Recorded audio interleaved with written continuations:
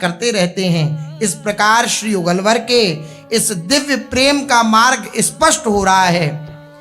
यह दिव्य मणि रत्नों से सुशोभित ज्योतिर्मय रास मंडल ऐसा प्रतीत हो रहा है मानो श्री वृंदावन का दैदीप्यमान ललाट पटल मस्तक हो। रासमंडल कैसा प्रतीत हो रहा है? जैसे श्री ठाकुर जी का दिव्य ललाट पटल हो, श्री वृंदावन का दिव्य ललाट पटल हो, दैदीप्यमान प्रकाशमान, ऐसा दिव्य रास मंडल है।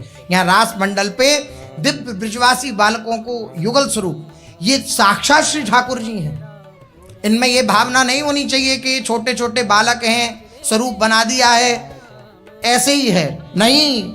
बड़े बड़े परमहंस महापुरुषों को इन युगल सरकार ने जो स्वरूप बिहारी हैं, इन्होंने बहुत बड़े बड़े अनुभव कराए हैं।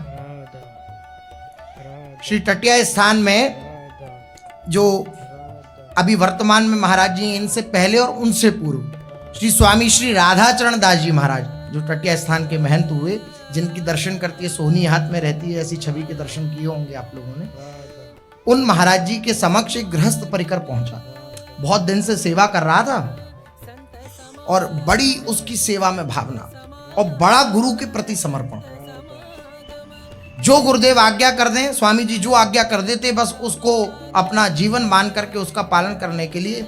अब इस प्रकार से अगर कोई उपासक चलता है आज्ञा पूर्वक और निरंतर गुरुदेव की सेवा में तत्पर रहता है, गृहस्थ हैं और रोज लगभग दर्शन करने आते, वो मथुरा के ही थे, तो बड़ा उनका समर्पण गुरुदेव के चरणों में। एक दिन बड़े विकल होकर के, घर से ही, अपने गृह से ही विकल थे, दोनों पति पत्नी, और बहुत विकल कि इतने दिन हो गए, लेकिन जो लाभ है इस जीवन का युगल सरकार के दर्शन, वो तो अभी तक नहीं हुए।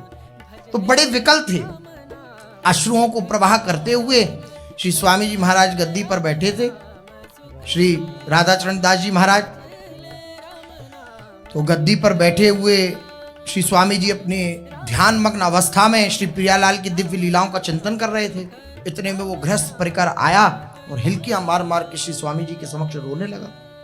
तो एकदम नेत्र खुले श्री स्वामी जी के, बोले क्या हुआ, कैसे रो रहे हो?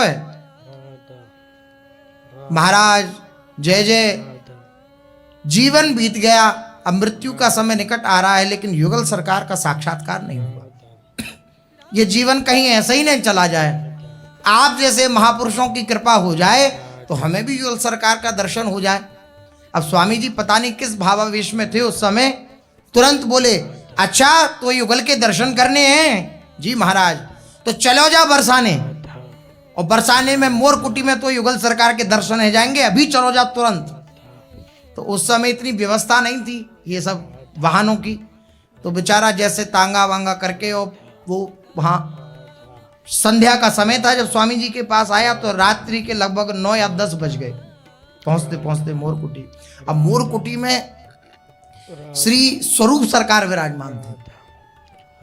श्री रास बिहारी ठाकुर जो ब्राह्मण, चिकसौली के ब्राह्मण के बालक विराजमान थे स्वरूप बन करके। अब इतने रात्रि के समय तक स्वरूप जी विराजमान नहीं रहते हैं, स्वरूप बढ़ा दिया जाता है। लेकिन अब जो श्रृंगारी था उसने आकर कही जय जय सरकार, अब चलें, अब समय है गए आरती को, शयन को, और अपने। तो श्री ठाकुर जी महाराज बोले नहीं अभी नहीं। श्री जी बोली नहीं अभी ना है, हम श्रृंगार बढ़ाएंगे, हमारा भगत आ रहे हो एक वृंदावन से, हम वाको इंतजार कर रहे हैं। कौन? युगल सरकार जो स्वरूप में बनते हैं, स्वयं ठाकुर श्री जी का आवेश होता है उनमें, इसलिए बड़े बड़े परमहंस भी प्रणाम करते हैं। देखो वृंदावन के जितने भी रसिक संत हैं, सन्यास भेष में ही क्यों ना हो, लेकिन श्री ठाकुर जी महाराज को, स्वरूप सरकार को जरूर प्रणाम करेंगे। और हमारे गुरुदेव तो बताते ही हैं कि हमारे को वृंदावन खींचने वाले ये रास बिहारी ठाकुर ही हैं। कैसे रास बिहारी ने अपने जाल में फंसाया और वृंदावन में पादार्पण कराया श्री सतगुरुदेव भगवान का। सतगुरुदेव भगवान कई बार बता ही चुके हैं। तो स्वरूप ठाकुर कहने लगे हम नहीं अभी श्रृंगार उतारेंगे, हमारा एक भगत आ रहा है। अब वो बेचारा जैसे तैसे 10 बजे तक पहुंचा, मोरकुटी में ऊपर चढ़ के मोरकुटी में पहुंचा, और जैसे ही श्री युगल सरकार का दर्शन किया तो दिव्य स्वरूप में अनंत सहचरियां विराजमान हैं, और अनंत सहचरियों के मध्य में युगल सरकार का दर्शन उस गृहस्थ को हुआ। तो ये स्वरूप ठाकुर जो हैं ये साधारण नहीं, ये साक्षात प्रियालाल हैं। जब चंद्रिका मोर मुकुट धारण हो गया तो ये साक्षात प्रियालाल है, साक्षात प्रियालाल है। ऐसे बड़े बड़े महापुरुषों को अनुभव हुआ है। श्री राधा बाबा जी के चरित्र में श्री राधा बाबा जी पे भी बड़ी श्री स्वरूप सरकार की कृपा रही, राज बिहारी ठाकुर की। प्रथम बार जब श्री राधा बाबा को दर्शन हुए श्री स्वरूप ठाकुर के, तो कैसे वो बाना बना। सन 1950 के आसपास की बात है। स्वामी श्री राम शर्मा जी जो भगवत धाम पधार गए श्री निकुंज में, श्री स्वामी राम शर्मा जी अपनी नई नई रास मंडली का गठन किया करते और वे रास मंडली लेकर के वृंदावन से समस्तीपुर बिहार की ओर जा रहे थे।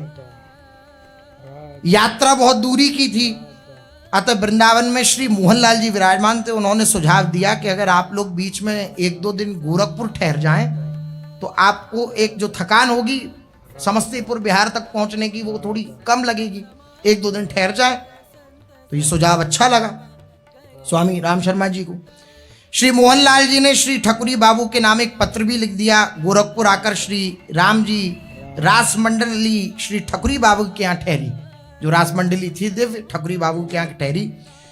गोरखपुर के रास प्रेमी लोग कहने लगे कि जब रास मंडली आ गई है, सब साजो सामान आ गया है, तो क्यों ना यहाँ भी 2 दिन की रासलीला हो जाए, तो बड़ा आनंद हो।